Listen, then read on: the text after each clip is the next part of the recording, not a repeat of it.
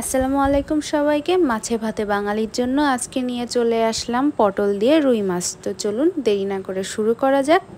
এই যে প্রথমে পটলগুলো নিয়ে নিলাম।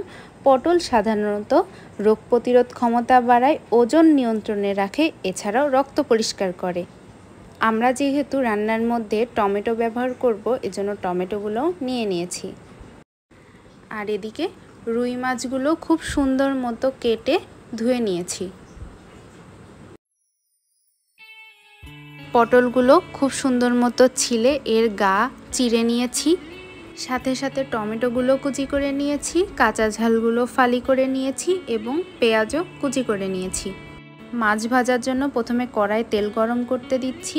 মাছগুলো ভাজার জন্য স্বাদ মতো লবণ, পরিমাণ মতো হলুদের গুঁড়া দিয়ে মাছগুলো সুন্দর মতো মাখিয়ে নিচ্ছি। পটলও ঠিক একইভাবে মাখিয়ে নিচ্ছি। এখন মাছগুলো ভাজার জন্য একে একে কড়াইতে দিয়ে দিচ্ছি।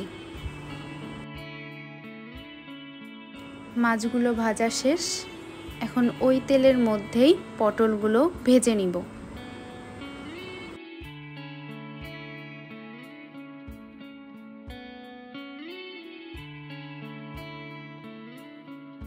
হালকা করে পটলগুলো ভেজে নিয়েছি, খুব বেশি ভাজা যাবে না। এখন রান্নার জন্য প্রথমে একটি কড়াইয়ে পরিমাণ মতো তেলে কুচি করে রাখা পেঁয়াজগুলো দিয়ে দিচ্ছি।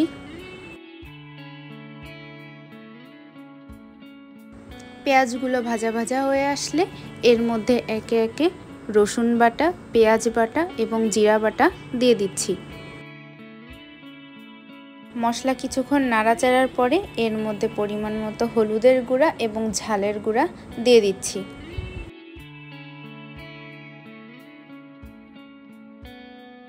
মশলা নাড়াচাড়া করতে করতে এর মধ্যে পরিমাণ মতো লবণও দিয়ে নিয়েছি। এখন মশলা কষানোর জন্য সামান্য গরম পানি দিয়ে নিচ্ছি।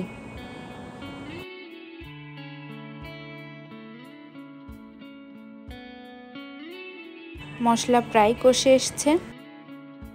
মশলার পানি শুকিয়ে যাওয়ার পরেই এর মধ্যে ঝোলের পানি দিয়ে দিচ্ছি।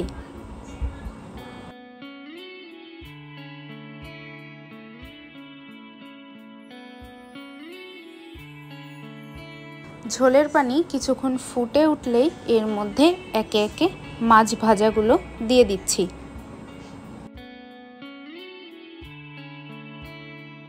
মাছগুলো দেওয়ার সাথে সাথে এর মধ্যে ভেজে রাখা পটলগুলোও দিয়ে দিচ্ছি।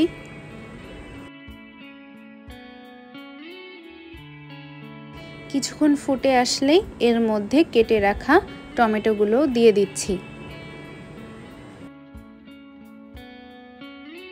টমেটোর সাথে সাথে ফালি করে রাখা কাঁচা ঝালগুলোও দিয়ে দিলাম।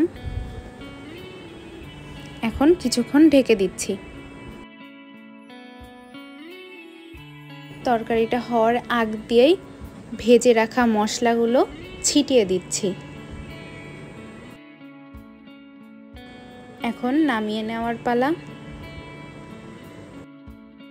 সহজ এবং একটা মজাদার রেসিপি ট্রাই করে দেখালাম। ব্যাস তৈরি হয়ে গেল পটল দিয়ে রুই মাছ। এরকম আরও রেসিপি পেতে অবশ্যই ইউটিউব চ্যানেলটি সাবস্ক্রাইব করবেন, পাশে থাকা বেল আইকনটি ক্লিক করবেন এবং ফেসবুক পেজটি ফলো দিয়ে পাশে থাকবেন। ধন্যবাদ সবাইকে।